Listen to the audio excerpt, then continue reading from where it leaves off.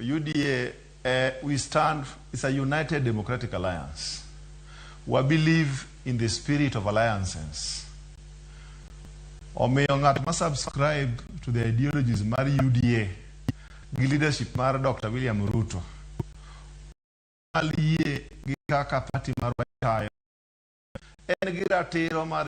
Party mano konyiso ni UDA oknyadhi mbele gi guidance gi leadership ma Dr. William Ruto kod jogo mo believe in his leadership.